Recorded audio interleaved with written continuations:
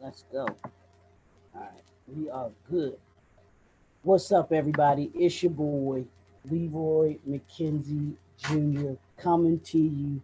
It's the Authors Showcase episode, y'all. This is episode 2021. We are bringing you the National Black Unity News is bringing you authors that are from around the country, but bringing you them, their message, their missions, their motivation, their movements, all behind the books that they have written, the stories that they're telling, and bringing them to you, whether it's live or whether it's through pre recordings. We wanted them to be able to have the opportunity to be able to share their stories and be able to talk about the writing process, being authors, just being out there so that you can get to know them, they can get to know you, and to be able to highlight them in such a way that they will be able to get their stories out there. And today's author that we have for the showcase um, is a young brother that I am elated to be able to bring to you all. He and I have known each other for it's been a minute now, hasn't Yeah, it's been a minute, man. it? What 10 years almost, but 9, 8 years. Yeah, something like that. It's been a minute. So um, we're here to talk about, and he's going to talk a little bit about both his books. We're here to talk about his second book he got that he has coming out. But he has his first book was when we really came to know each other. But he has a part two to it, and when I first read his first story, I was just like, man, y'all will see a minute what I'm talking about when I talk about where he talks about what the story is about. And then the part two that's going along with it, that has come along with it, because he's come out with that part two, which is just as phenomenal. Or I know it's going to be just as awesome, and the readers will enjoy it just enjoy it just like the first one. So y'all got to read the first one to understand the second one. So Right. to Get that understand the first one out see the way first. because it's a series. So you got to go get the first one. We'll talk about all of that. But this I want to welcome to the Author Showcase, Brother Jerome Waters. So Brother Jay, I want to welcome you and thank you for taking time out of your busy Saturday, because I know Saturdays are the relaxed days. You know what I'm Right. saying? I To be able to appreciate come you on and having me. talk I to us. appreciate you having me. You know what I mean? I'm blessed. I'm thankful for everything you do for me and my books. You know what I mean? Absolutely. So let's start this off just by telling the audience just a little bit about you, and then what got you interested in writing, and how you came to want to write that first book. Well, basically with the first book, well, I'm from Maryland, Annapolis, Maryland, which is the capital of Maryland. So I was born in Baltimore, raised in Annapolis, and spent my summers down Southern Maryland on Sands Road down my father's side. So growing up, looking at the street life, being involved in the street life, you know what I mean? It just, yeah, I seen a whole lot and I did a whole lot in the streets. So I always liked to go in school. When my grandmother, she was a school teacher. She always taught me words and spelling the words ever since I was growing up when I got sent down to her house. And I always liked school, graduated, you know what I mean, honor and everything. So, I mean, I took a passion into writing. So I Oh, wrote okay. a story and, you know what I mean, and wrote my story and I felt like people had to hear it. You know what I mean? I've seen a whole lot of things and been through a whole lot of things. So it inspired me to write, let everybody know what's going on, you know what I mean, what I've been through. Let them know a different side from my side of the area of my town where I grew up from. Mhm. Oh, and that's good. That's good. That's good. Now, how did you now? Let's tell everybody the title of the first book, because and then we'll get into the title of the second book, and we'll talk about those two and how you came up with, or what made you want to use the title that you use. Well, the title of the first book is Capital Maryland 1. Since I grew up in Annapolis, that's the capital of Maryland. And then me running the streets, it was all about the money in Maryland, which is the capital. So the capital of Maryland. So whichever way you look at it, it's the capital of Maryland. And that's the first book. And, you know, as a sequel come along this month, it's Capital Maryland 3, pushing Oh, on, okay. coming off from the first book. So you got to get the first book to understand the second book so you can really get a better understanding of what's going on in that second book. So Capital Maryland 1, Capital Maryland 2. We still talking about the money in Maryland. We still talking about Annapolis, Maryland, which is the capital of Maryland. So it's the same title, but it's just a sequel. Right, right. And I've said this, and I think I told you. I said this is the part of Annapolis that people don't talk about necessarily, or that you're not going to hear about Right. on the on the news and everything like that when they Right. think about it. So, um, I thought it was um, a great title that you gave to it, like you said, because it is the capital of Maryland, but also that part of the capital, because usually we think about the state house and all of those things, the governor, all of those things, but Right. not the real part of Annapolis that goes into what goes on everyday ordinary people's lives there in the capital in Annapolis, Maryland. So Correct. um, I think I think that was great. Now let's talk a little bit about this. I want you to let's talk about writing for a second. What has been or what was the hardest part of writing for you and being able to tell this story? What was the hardest part of that for you? Well, the hardest part of my be about my to writing my story is me sitting down and writing it because like I was running around, I was doing so much, I was into so much things. Me, when I finally sat down and got into the writing, it came to me like running water because it was Okay. everything that I've been through. You know what I Mm-hmm. mean? I'm right now, everything I've been through, everything I see, the people I grew up around been through. So it came to me. It wasn't nothing that I had to think about and do research about. I lived it. Mm. I lived it. I seen people that was around me live it. I saw it. So it was just all about me sitting down and being focused and writing it down on a paper. Mm-hmm. When I got focused and I got around to it, it was a breeze. Now, was there a particular, because I know that a lot of writers, or they learn, and I know that I've learned this too, that sometimes we tend to write the way that we write the way that we talk, but when you're telling the story, there's a different way to be able to tell that story in a certain way. And I've told you this, that your writing, even when it had to do with the first book, that's not, you don't come out the box being able to tell a story like that. Most Right, people have to hone hone those writing skills. They don't understand the structure, which the structure of how a novel, because this is a fiction novel. This isn't a nonfiction book. This is a fictional novel, or written in a fictional character in a way. So you have to understand dialogue. You have to understand how to be able to write in certain ways. How did you come about learning to be able to do that with putting the books together? well, when I first breezed through it and wrote my own story, so I went back. I know I had to. I knew if I wrote it the way I read it, people where I'm from would understand it. Mm-hmm, mm-hmm. So I wanted to get all the readers. I wanted to get all the readers focused on, so when they read it, they can understand it as well. Mm-hmm. So I did have to, after I wrote it in my own. So I think your volume might have gone out. I don't know if you can hear me or not, but I think your volume. Okay, Yeah, now yeah, you back. yeah. Can you hear me?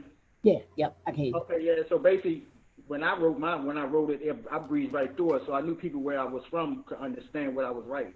Mm-hmm, mm-hmm. So I had to go back and make changes so that I know the readers that's not where I'm from, so they can understand what I'm really talking about, so they can get some understanding of what I'm talking about. Mm-hmm. So, no, I mean, it was a task, but other than that, it got done. So I'm pretty Right. sure when you read my book, you can understand it from all types of points of views. Even if you got to go back and read it twice, you Absolutely. understand what's going on. But yeah, it's put together real good though. Yeah, absolutely put together very good. So let's talk tell a little tell the audience, the listening and watching audience, a little bit about what the second book is about, because that's what we'll hear about, and then we can talk a little about the first book. But tell them what the story is about, and then what they can expect to get from reading the book. Well, the second book is basically but the sequel from the first book. So I'm a guy coming home from federal prison, and three little kids out there. You know, what I mean, my whole life has changed around now. So my whole life is on the hover no whole focus, just basically trying to stay out of prison. You know, everyday life of a black man.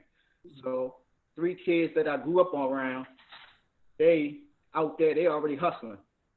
So they already out there hustling. So I can't tell them not to stop hustling. These little kids I seen when I left and went in prison, they was 5, 6 years old. Mm-hmm. So I can't tell them they out there now for like 5 years hustling. So I can't just get out of jail and tell them, man, stop hustling. They already into the game. Mm-hmm. So my whole thing is like, hey man, if I don't teach them what I already know about the game so they could get out the game and then try to live a law-abiding citizen life, I might as well just dig a hole and put them in a casket and throw them in the grave myself because they headed for destruction.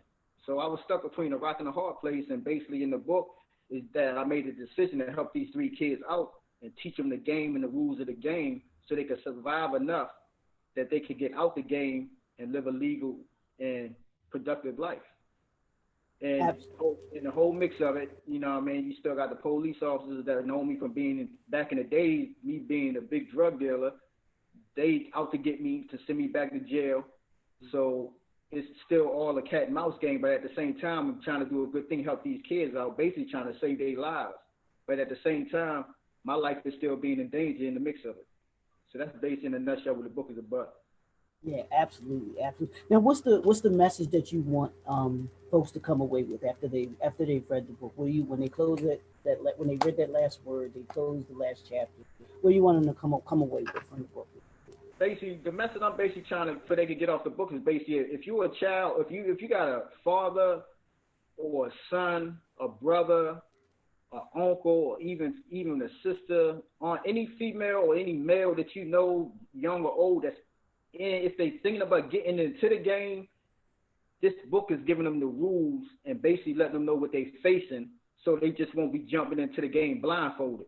Mm-hmm. So you're always supposed to read the fine print of everything you get into that you don't know all the rules. This book is giving you the fine print. This is what it is. Right. And basically instill the messages that if you is in the game, you got a family member, or if you got yourself in the game, it's not too late for you to get out. This book is giving you all the rules and everything you need to hold your composure and to survive the game, to get what you get out of it, to get out and live a legal life. So now, I want you to get to my reader.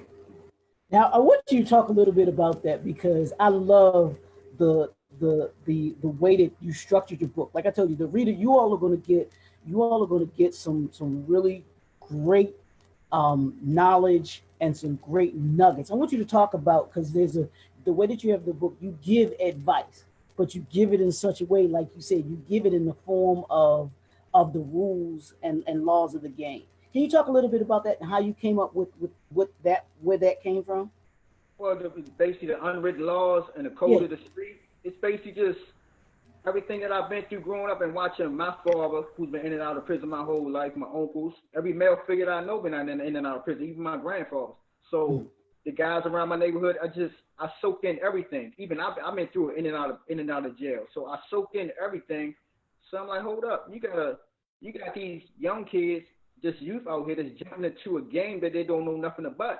It ain't the American dream to them no more. This era is not the American dream. It's the American dream is a drug right now. Because to me, it looks like everybody that's out there that's claiming they out there hustling, they hustling for a habit. You can't tell who's getting high, who's going to serve and who's getting served. So basically, this book is basically giving them the rules. Like, man, just the unwritten laws, the code of the street. Now, back in the days, the older cats gave the rules. Don't get high off your own supply. It's deeper than that now. You see what I'm saying? It ain't that you don't get high off your own supply. You don't get high for nothing today because they spraying the fentanyl with weed, the pills, and anything that you could be. You think the weed is a gateway drug. The weed could be the finish line if it's sprayed with fentanyl and you be out of there. You see what I'm saying? So my book is basically, I rewrote the game. Pure and simple. My book rewrote the game to where as though this youth that's coming up can understand it more better than the old rules that was taught that they don't really understand or pay no mind. So I'm basically spitting the language that they can understand. Like, this is a new era right here. This the rules right here. This the book out there rewrote the game so y'all can understand what's going on. So y'all can understand the language and what you're doing. Most of you is chaos out here. You causing chaos. And I mean, it's headed for destruction.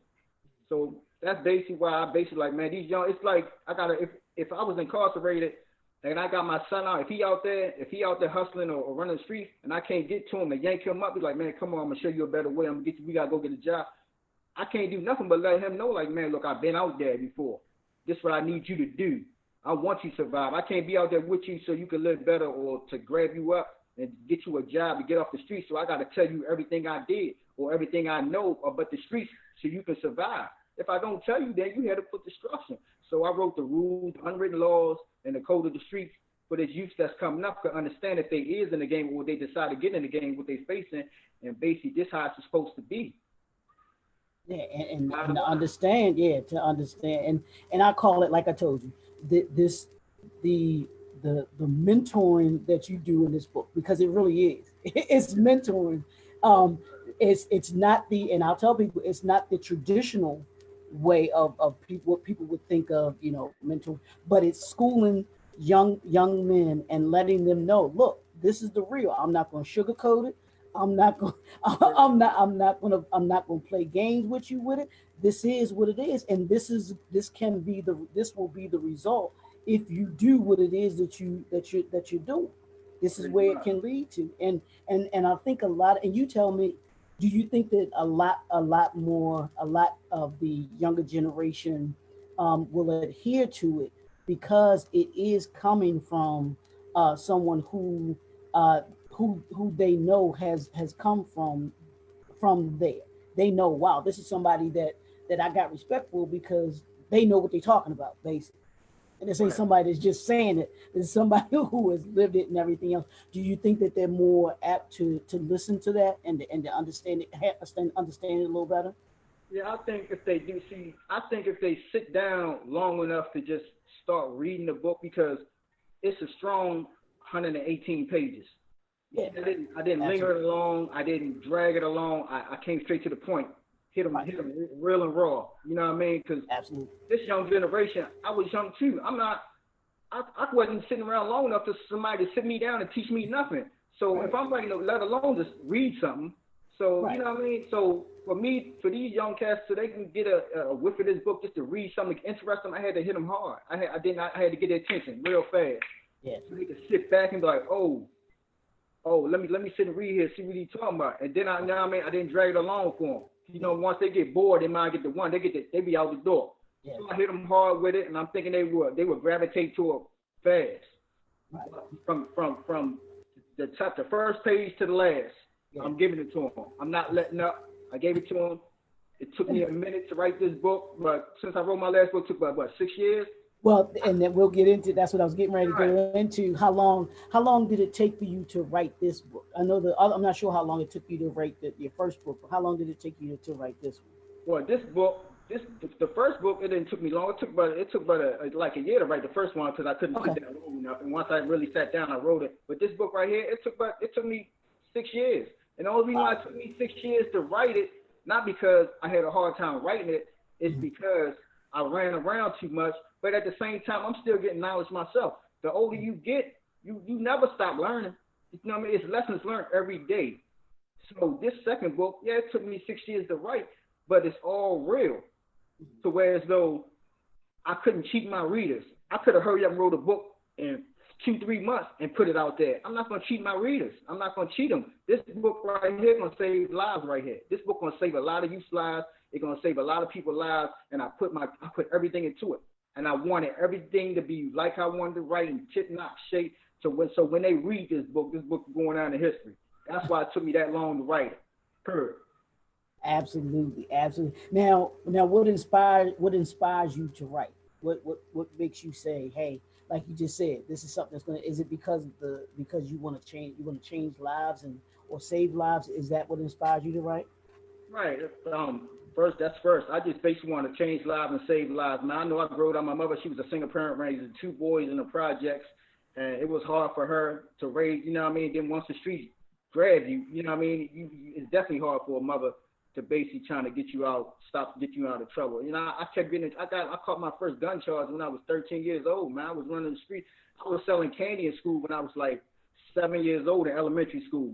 After selling the candy, I graduated to the streets being a lookout when I was like 11 years old. caught my first gun charge and everything. You know what I mean? So I've been through it. I've been through everything. So if I could help save a child's life by writing and telling them my story, and they get a better understanding of what's going on if they're falling down the road that I was falling on, Mm-hmm. I mean, I'm gonna do my best to help that child. And like today, you got the Black Lives Matter. You know what I mean? This book right here is actually it's letting people know, like, you know what I mean, we do matter, and let these kids know that, you know what I mean, we go through everyday struggles. Every day you leave out that door, when you black in America, it's not no telling if you're gonna come back in or not. You ain't even gotta leave out the door. They could come in your door and they could kill you. You know what I mean? So this book is giving you all the information on that too. Our ancestors was kidnapped from Africa, was enslaved over here, and built this country for free. Period.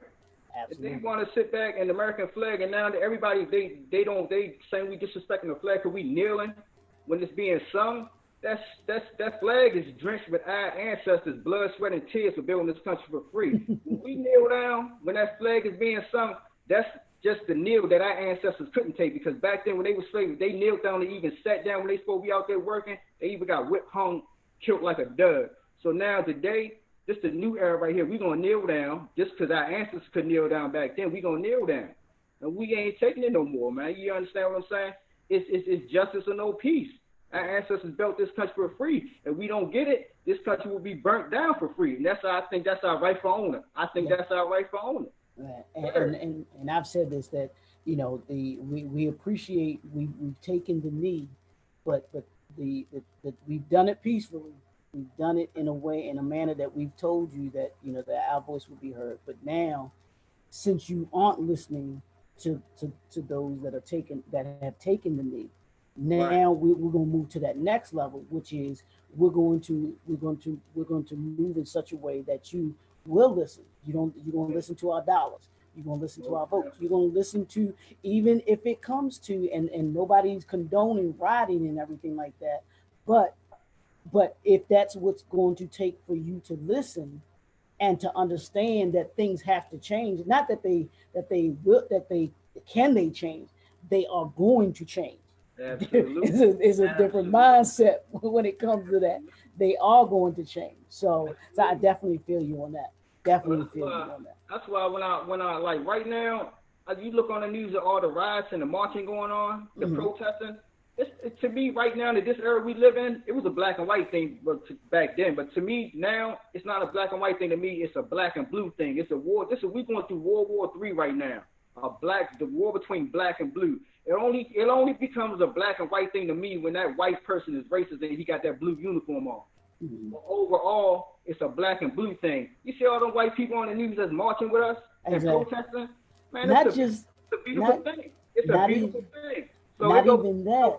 It goes to show you how far we came, but we still got so far to go. Right. But it's a beautiful thing with them white people marching with us, man. Absolutely. But it's the war between black and blue. That's what it is. It's World War III out here, man. I mean, it's crazy. It's not no telling. Everybody gets to meet, got a date to meet their maker.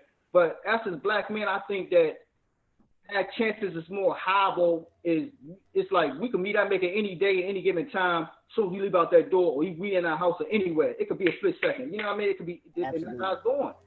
We tried with the Martin Luther King, with the peace protesting and everything. Malcolm X.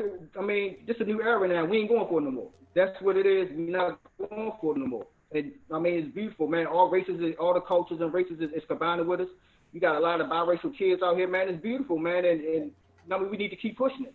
Yeah, absolutely. And because I happened to look at the news today, man, and they're marching in Australia, in London, England. I mean, this is a global thing. I mean, and I ain't talking just a couple of hundred people. You look at the news, this is thousands of people that are out in the streets marching in those other countries. So it goes to show you, like you were just saying, this ain't just a black and white thing. This is it's a black and blue thing, and folks are not willing to accept it anymore. And it's gotten to be that big, man. So what advice would you give to someone who's an aspiring writer, or even to to those young men that you're talking to right now? We'll end it with that. Well, somebody that's if you out there trying to write a book or be inspired, just to write, just man, think about it, that your story is your story. Only you can tell it. If you don't tell it, I mean, what's good if you holding it in? You know what I mean? Take your time, sit down, stay focused, and write your book. And don't let somebody read your book before you decide to get it printed, and let them direct you to how they want your book to sound. When you read your book and you satisfy how you want your book, that's when you put it out there, because it's your book. That's your project. That's yours right there. So that's what you do to get your book published. But as for the youth, man, like the young kids, man, you got to keep your head up. You growing up in a world full of problems, man, with no answers. You got to keep your head up. You got to stay focused. If you don't stay on your path to success and stay focused, life will throw you curveballs, and it will make you lose your path. Uh-oh. I think the volume went out again, Jerome. Uh-oh. Let's see if we can get the volume back in. I didn't hear the last part. Say the last part again so that they can hear. Society will give you all the tools you need to destroy yourself. So once you stay off of your path, you'll get vulnerable, man. Could get caught up in all the tricks and trades that the game and life had to give you. Just stay focused, man, and keep pushing, man, for success. That's awesome. That's awesome. I'm telling y'all, you will not be disappointed by reading this book. It is the volume 1 and volume 2 with this series. So tell people how they can contact you or connect with you to be able to order the book. Where can they order the book from? Well, you can order the book from Barnes and Nobles, Ex Libris, and Amazon will have the book on sale. My second book will be out. The first book is already on there, so you can order that now, but the second book will be out later this month. You can contact me on Instagram at Raton Poison, RatonPoisonn, and you can contact me. That's on Instagram. You can contact me on Facebook as Jerome Waters. Cool. Now, what's next for you, brother? What you got? What you got coming up next? Well, the next book I got coming out is Capital Maryland 3, The Measure of Man. Oh, whoa! Wait a minute. Say that again. What's it? You said The Measure of a Man? 3, The Measure of Man. Oh, okay. I like that. I like that.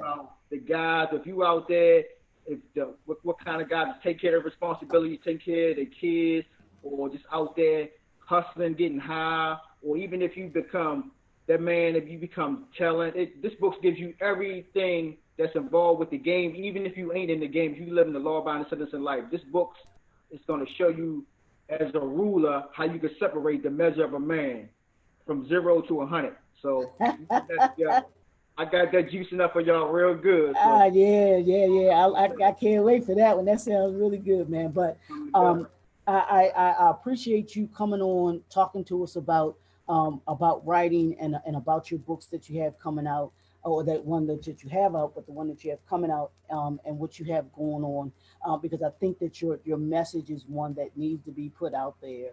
And that's why I'm glad you were able to take the time out to come and talk to us and talk to folks to be able to understand and come and get to be able to go and get the book, to be able to go out and get the books that you have that's coming out, and be able to look forward to what else is coming forward too, because this writing thing is serious and it's powerful.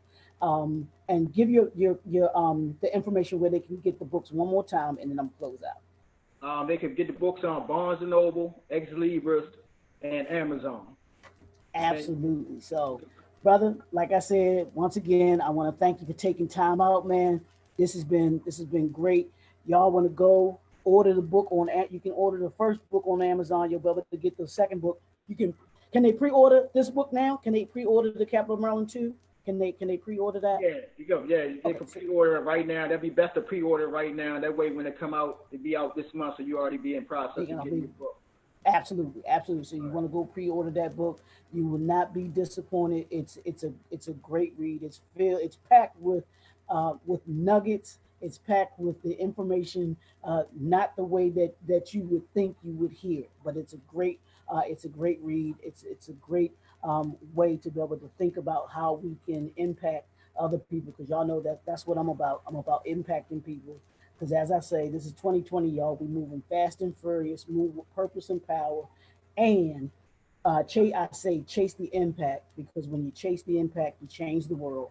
And I'm grateful for authors like Jerome Waters that are impacting this world, that are chasing the impact, because they are changing the world. So we want to thank y'all for tuning in. We'll talk to y'all next time on the Author Showcase. And don't forget, you can subscribe to the authors. You can go to the National Black Unity News Facebook page. You can actually go to the YouTube channel and see other authors such as him that are in the Author Showcase. We have all of them on the YouTube channel, and it's under the National Black Unity News YouTube channel. You can go to the website, which is www.TNBUN, the National Black Unity News.com, and subscribe to the newspaper. You can see the article which he is featured in the newspaper as well. We want to thank y'all for tuning in, and we'll talk to you all next